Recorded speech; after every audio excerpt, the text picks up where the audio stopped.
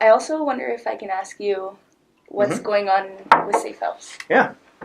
So Safe House is like, it's almost an example of strategy in real time because we have an idea for it and then we have to negotiate it with all these different players. So Safe House, we're hoping to relaunch it with a new name, and we have a bit of an idea, which I won't tell you, Lighthouse, that maybe it becomes a place where young people can have safe housing. So originally our dream and our hope, and we've been working on it for almost 18 months, is to take 18 to 24-year-olds who show up at the drop-in center who are experiencing homelessness and move them into Safe House or Lighthouse, and that there'd be a 2-month to 3-month rapid rehousing approach to them.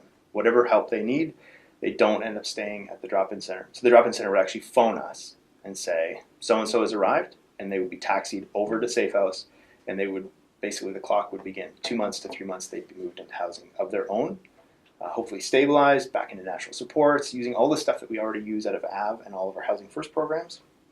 The fact is, though, because we're going into election, the government has said that they're not willing to move ahead on it, which is an extreme disappointment. So that's strategy in real time. Mm-hmm. So what we're going to do instead, just got a renovation, and it's perfectly suited for housing. Not your own unit of housing, but your own room. And so we're going to use the foyer model, which we've been using in other parts of our housing stream. We're going to find 18 to 24-year-olds who are also needing housing supports, sort of in a supported roommate environment. And as many as 4 will move in April 15th. We're hoping to get that up to about 8, so that 8 people would be living there in a supported environment.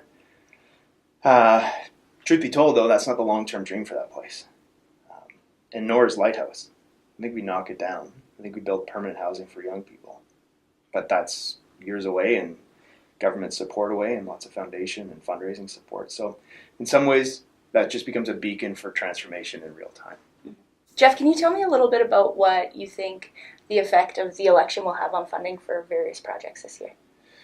Yeah, so we're going through 2 elections this year, provincial and federal, and probably you're talking about the provincial election. It's for most of our funding. Our biggest funder is the provincial government. And like a lot of things, we don't know. There's no prediction on what will happen. And as an organization, we've worked with governments from all stripes and sizes, and we're nonpartisan. That means that we don't vote in one particular way, so we don't care who gets elected. That's the theory. In truth, there's some parties that have definitely exhibited an interest in the work we do, or maybe a more natural inclination towards the work we do. But I think regardless of which government gets elected, because it's probably going to be one of 2, the NDP or the UCP, although there are other parties, I think we're predicting that our funds will be really, really tight. That there's no government that can come back in or be elected and give us more money to do the same thing. My guess is they're going to ask us to do the same thing for the same amount of money or the same thing for less. And so we've got to be good stewards of that. I don't think that's really different based on a government change. I don't think it's any different than what most businesses in our city are doing right now. They're trying to figure out how do they maintain great services on the same amount of money or even less. And for us, we've had to make difficult decisions over the last 2 years. We'll keep making them. And we'll try to keep in mind what's the most important thing. How do we make sure that kids, that young people can grow up well and thrive? And how do we mitigate any less funding so that it doesn't impact kids ultimately, which we can't always do perfectly. But I would say to our staff, go and vote. Get involved. Pay attention to the topics that are out there in front of you, and maybe even suggest that whatever party you're in contact with, that they start paying attention to young people. Because if they're not talking about young people, it means they don't care. And truth be told, young people don't get a vote, and we should be speaking up for them so that the world they inherit is actually better and not worse because of some party, whichever one gets elected. One more question? Yeah. So this is a question I think most people get on their interviews here. Yeah, okay. Don't know if you got it. Oh, no. But what is one misconception about you that people have when they first meet you? Ooh. That's a great question. And I wasn't asked that. So when I got interviewed by 3 board members, and there was a follow-up meeting with all of the board. And they never once asked me that. It's not intimidating at all. No, yeah, it was really nerve-wracking because it's a serious job.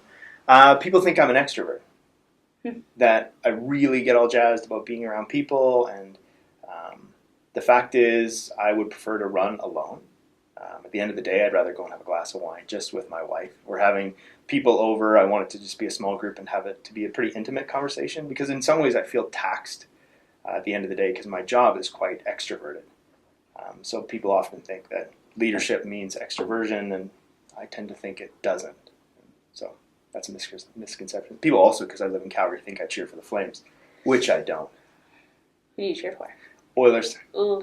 Yeah. You really want to say that on camera? Yeah. Oh, I think we should end there. Thanks, Shannon. Thanks, Jeff. Cheers. Thanks for watching.